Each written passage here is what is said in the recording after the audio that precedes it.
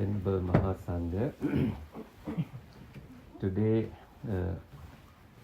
a little bird told us that the food that was given to us is Himalayan special. That was a business class meal from Emirates. For the first time in the history, somebody thought these monks should not be eating so much carbs, so she changed it to protein. It's a very kind thought. That shows that you really care. You care for health, but you also added some sweets at the end. We always tell people that we are sweet enough. But again, people keep forcing us, saying, I made this, you must have some. So we compassionately try to have a little. But you gave us a green tea.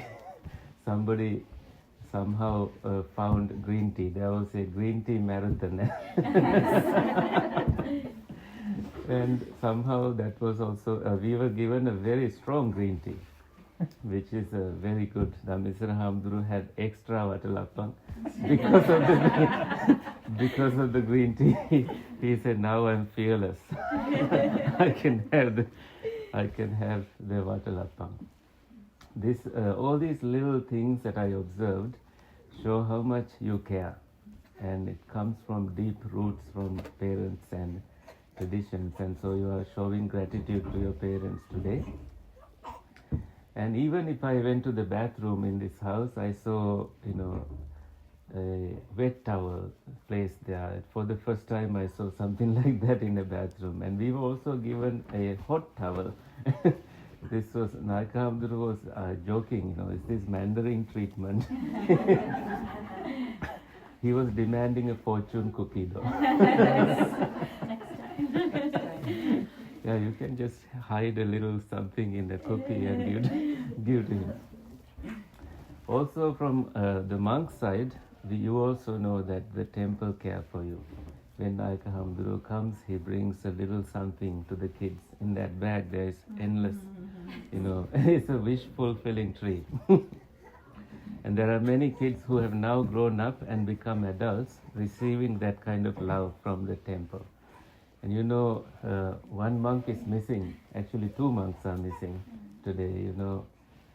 Sarnapala Hamduru had to go to the soup kitchen. He told me to let you know that he's busy with that one activity, which is an annual thing he does. But he's here in spirit. And Kassapa Hamduru became a Loko Hamduru. He's the chief abbot of Maharagama Dharmayatane now. So he has a high rank now. So he's and not in warm weather too, which is good for him. But he'll be back in May, and you will get to see him when you come to the temple's stupa opening ceremony. So in an occasion like this, we also like to share some wisdom from the Buddha. We know that that's the way the Buddha told us to care for people who care for us. And since we are talking about food, maybe we can think a little bit about health also, right? His Holiness the Dalai Lama said, man sacrifices his health to gain wealth, and then he sacrifices the earned wealth to regain the lost health. This has been happening to us because we get busy with our lives. The whole day we feel like we are chasing something and we don't know what we are chasing, but we do have to keep going, and we keep going. In that process, sometimes we forget things. We forget to care for us. So this morning, I had to respond to a request by a husband from Sri Lanka. He had a conflict with his wife, a little conflict. What has happened is that he gave a head massage to the wife, and the wife refused to give one back to him. So this became a big problem. They have a 2-year-old. And I said, your happiness does not depend on her. Your happiness is your responsibility. Completely, totally, it is your responsibility. That's what the Buddha has taught us. Because the Buddha said, your health, your well being is totally about how you care for your own mind. Because if you say you live in a house, you truly live in your mind, which is an unlimited area. In this mind space, for little reasons, if in the mind space, if there is a kitchen and anger is boiling in the kettle of that mind kitchen, and past worries are buried under the rugs of this mind home, do you live in peace or pieces? You live in pieces. Therefore, we must come to reality. And there is a gap between our expectations and reality. We expect the wife to be this way. We expect the parents to be this way. By expecting so much, we create suffering. So the Buddha gave this beautiful teaching to a mighty king who was very busy, King Kosala. Because one time he came to see the Buddha and he was sleepy. He couldn't pay attention to what the Buddha was telling.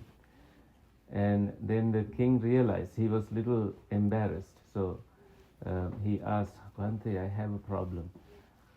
My mind is not healthy. I seem to eat too much because my mind is not healthy. This happens to us sometimes. And the Buddha said, Arogya Paramalabha. You can have anything in the world, but if you don't have good health, you don't have anything. So it's the time for us to do that run, do that walk, get onto that treadmill that is in the closet sometimes. We buy it excited and then we forget that we have it, so we never use it. And the Buddha also said, Santutti Paramandanam, your own self-happiness is the wealth you have. Nobody can ruin it for you. You ruin it for yourself.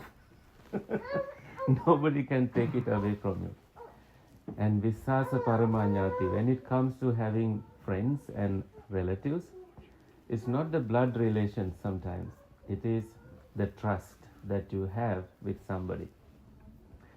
That you know for sure is unbreakable, and you can rely on those people, you can tell anything, and there is a kind of freedom that you feel with such friendships. So that the Buddha said that's the best relationship you can have.